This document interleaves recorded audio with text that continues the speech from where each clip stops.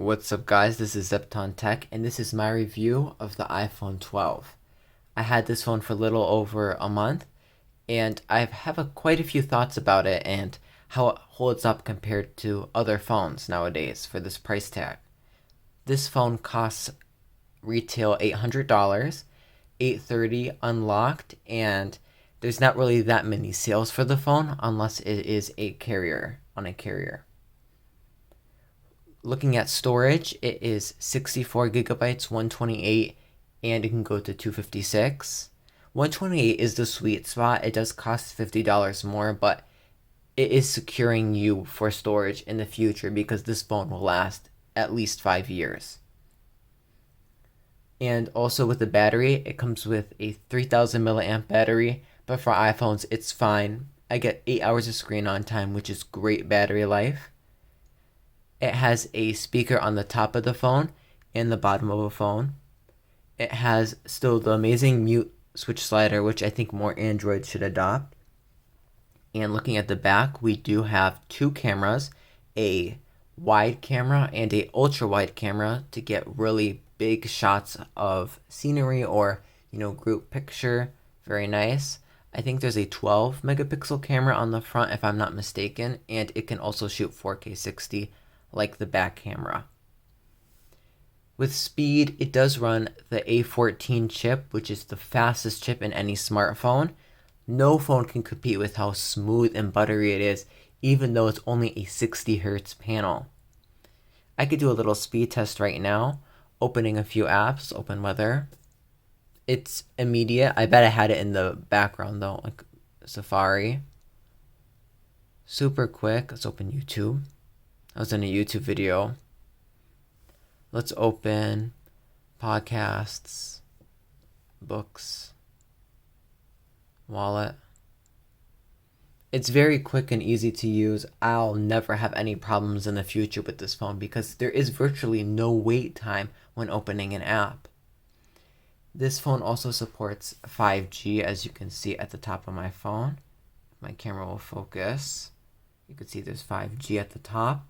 And this will work if you do pay for 5G on your carrier. This phone supports it.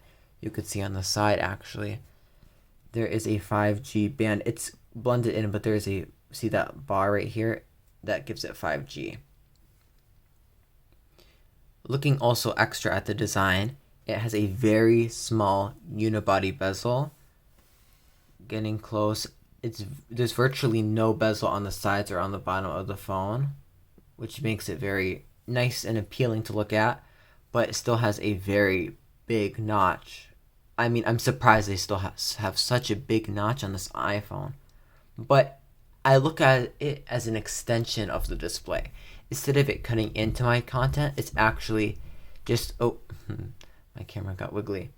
It's actually extending the display, so I don't think of it as something too bad.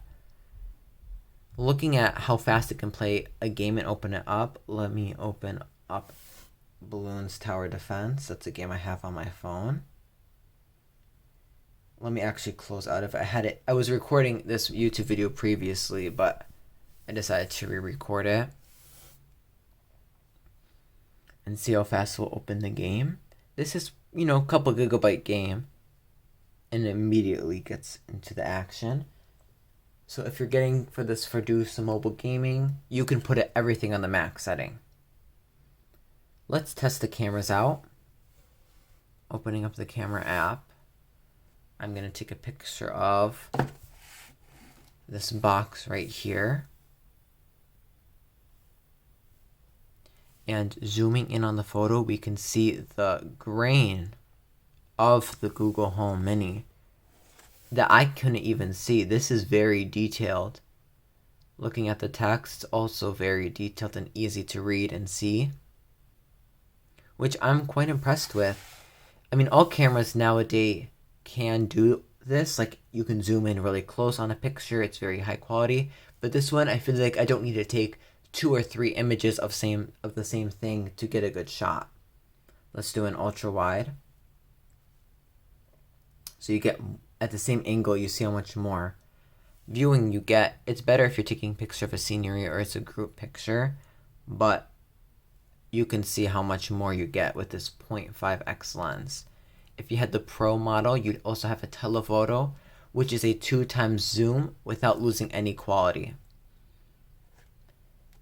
Now, with the speakers of the phone, I know it's hard to test out speakers of a phone when you are not listening through the actual iPhone, but we can try our best. This is what we've been doing. So covering the top speaker, you can hear how good the sound quality is. What has our competitor been doing for the last 5 years? Well, they've been trying to ship Covering the a bottom single speaker, release that's had many names, but is now called Vista. it's very loud. And to give You can our zoom in thoughts on your Vista, content, I'd like to bring up because this does have a very tall aspect ratio. If you're coming from a phone like the 8 Plus, 7, 8, all the older iPhones, you have a taller aspect ratio with this phone, so it's better for scrolling through Instagram and TikTok and apps like that. And looking at how it's built, this phone, if I could stand it up in the video, stands up on its own.